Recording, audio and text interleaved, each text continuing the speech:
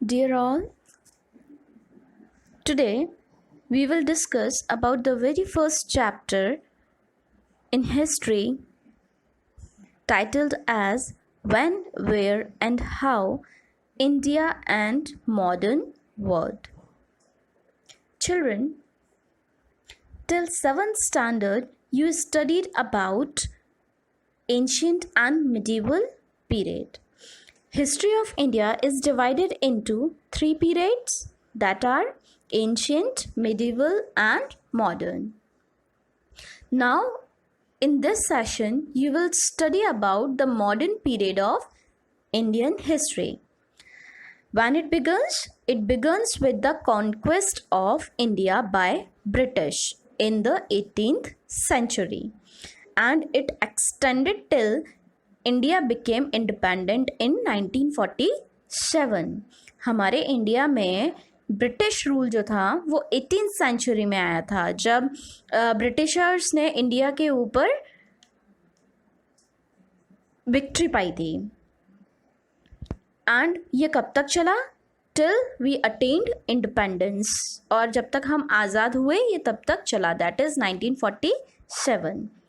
अब क्या फीचर्स थे मॉडर्न पीरियड के क्या क्या फीचर्स थे ये हम डिस्कस करते हैं. फर्स्ट इज इंडस्ट्रियलाइजेशन से हम क्या समझते हैं? From this period production of goods and commodities were started. Modern period जब आया हमारे इंडिया में तो वहाँ से प्रोडक्शन स्टार्ट हो गया गुड्स एंड कमोडिटीज़ का. उससे पहले तक हमारे इंडिया में क्या चल रहा था? Barter system, exchange of goods and commodities that we were having in our homes, है ना. तो जैसे ही ब्रिटिश रूल आया वहाँ से प्रोडक्शन स्टार्ट हो गया गुड्स एंड कमोडिटीज़ का by with the use of machines and power. अब यहाँ पर फैक्ट्रीज़ का सेटअप हो गया, मशीन्स एंड पावर यूज़ होने लगी गुड्स एंड कमोडिटीज़ को प्रोड्यूस करने के लिए, और इस प्रोसेस को हम कहते हैं इंडस्ट्रियलाइजेशन. Next is urbanisation. अब क्योंकि इंडस्ट्रीज़ सेटअप हो गई, मशीन्स लग गए, मशीन्स पर काम करने के लिए किसकी ज़रूरत है? मैन पावर की. मैन पावर कहाँ से आएगा? जो इंडिया में लोग रह रहे हैं वही एम्प्लॉय किए जाएंगे, राइट. तो पहले ज़्यादातर लोग विलेजेस में रहते थे और इंडस्ट्रीज़ जो थी वो विलेज से दूर सेटअप होती थी. तो अब लोगों ने क्या करना शुरू किया? जब विलेजेस में रह रहे हैं तो वहाँ से निकलकर बेटर एम्प्लॉयमेंट अपॉर्चुनिटीज़ के लिए वो टाउन्स की तरफ आना उन्होंने शुरू कर दिया in search of better lifestyle. Okay, और इस प्रोसेस को, इस मूवमेंट को कहा गया अर्बनाइजेशन, जिसको हम हिंदी में कहते हैं शहरीकरण. The movement of people from villages to town and cities in search of better quality of life and employment is called as urbanization. The third is nationalism. Nationalism का मतलब हम सब समझते हैं a feeling of patriotism and growing identification with one's homeland. उस समय से लोगों ने अपने आप को अपनी कंट्री के टुवर्ड ज़्यादा कनेक्ट करना शुरू कर दिया, राष्ट्रीयवाद आने लगा. Okay, next is democracy, and you are all very much familiar with this term as you have read about it. Democracy क्या है? It is a form of government which is for the people, by the people and of the people. ये वो form of government है, system है जहाँ पर लोगों को अपने leaders को select करने का freedom होता है. नेक्स्ट, सोशलिज्म क्या है? Equal distribution of wealth and income. From modern period लोगों के बीच में equal distribution of wealth and income होने लगा. किसी के पास ज़्यादा, किसी के पास कम, ये वाली चीज़ ख़त्म हो गई. Now scientific and technological progress. जो भी उस समय पर टेक्निक्स यूज़ होती थी उनमें और ज़्यादा इम्प्रोवाइज्ड वे यूज़ होने लगा, इन्वेंशंस होने लगे न्यू और डिस्कवरीज होने लगी. तो यहाँ से एक साइंटिफिक और टेक्नोलॉजिकल अपग्रेडेशन आया हमारे इंडिया में, राइट. तो ये किसका फीचर था? ये कौन लेकर आया? मॉडर्न पीरियड लेकर आया. एक्सप्लोरेशन मीन्स ट्रेडिंग के पर्पस से न्यू लैंड और सी रूट्स जो सर्च आउट हुए जिससे हमारा ट्रेड सिस्टम और ज़्यादा आगे बढ़ा, तो यहाँ पर एक्सप्लोरेशन आया. Next is humanism.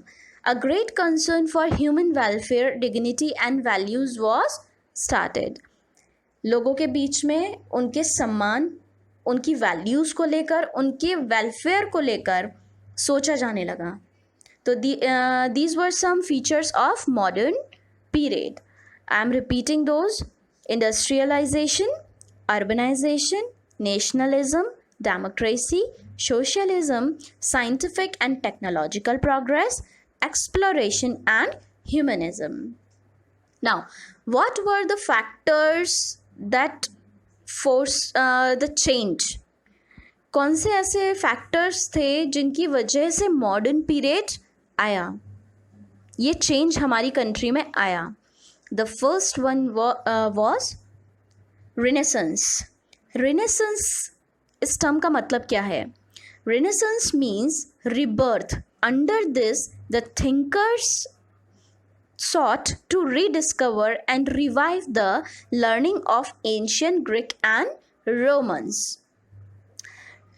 Ancient Greeks और रोमन पीपल जो थे वो कुछ अपने बिलीफ एंड सुपरस्टिशंस रखते थे, और उनके सुपरस्टिशंस ऑफ बिलीफ के पीछे क्या रीज़न है, लॉजिक एंड रीजनिंग का कॉन्सेप्ट यहाँ इम्प्लाई होने लगा.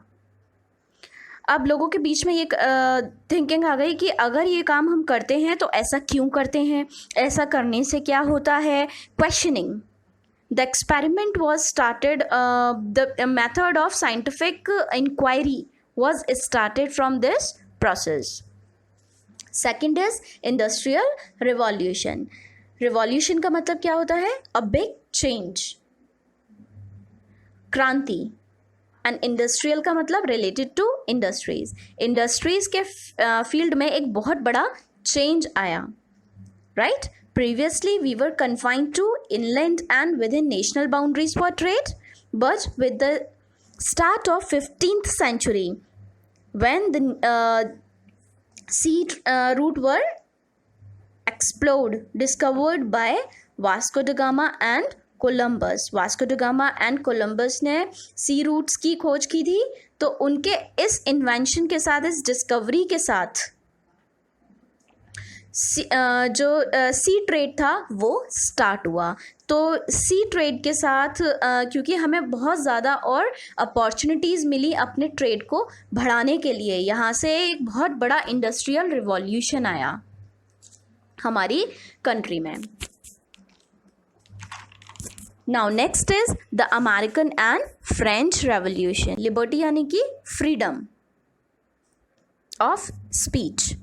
Second, equality. लोगों के among equality on the basis of caste, creed, religion and gender. Discrimination नहीं होगा किसी भी तरीके का. And third one is fraternity. Fraternity का मतलब होता है brotherhood. एक दूसरे के among ब्रदरहुड लेकर आना.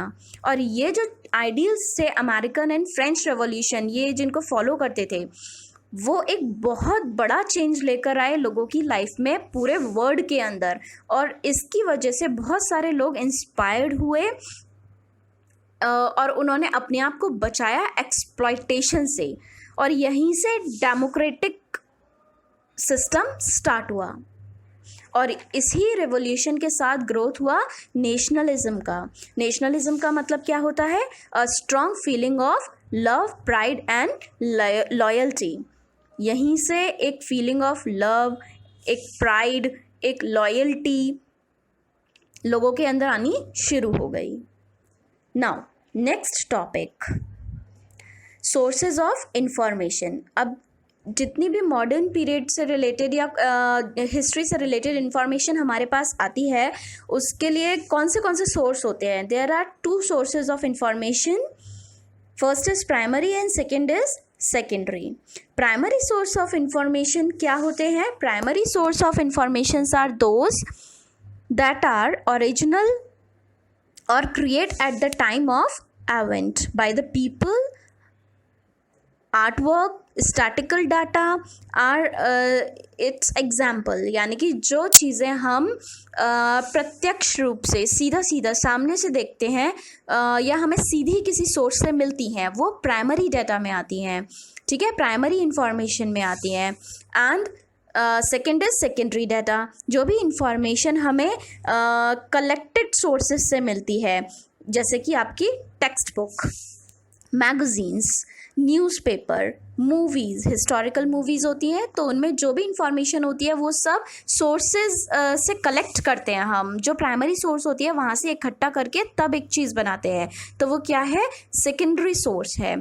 Okay, now example of primary data are books, newspaper and magazines. Government document, उस समय जो मॉडर्न पीरियड के गवर्नमेंट डॉक्यूमेंट्स होते थे वो बहुत ज़्यादा रिलायबल होते थे, क्योंकि वो बहुत ज़्यादा पर्टिकुलरली अपने रिकॉर्ड्स को प्रॉपर वे में मेंटेन करके रखते थे। And third is historical buildings. Historical buildings पर जो भी इंक्रिप्टेड मैटर होता था वो उसी टाइम पर वही लोग करके जाते थे और वो हमें डायरेक्ट सोर्स की तरह एज एन इंफॉर्मेशन मिलता था। तो these were some examples of primary source of information. Children, with this we have ended the chapter and I hope it helped you out to understand the details. Take care and thank you so much.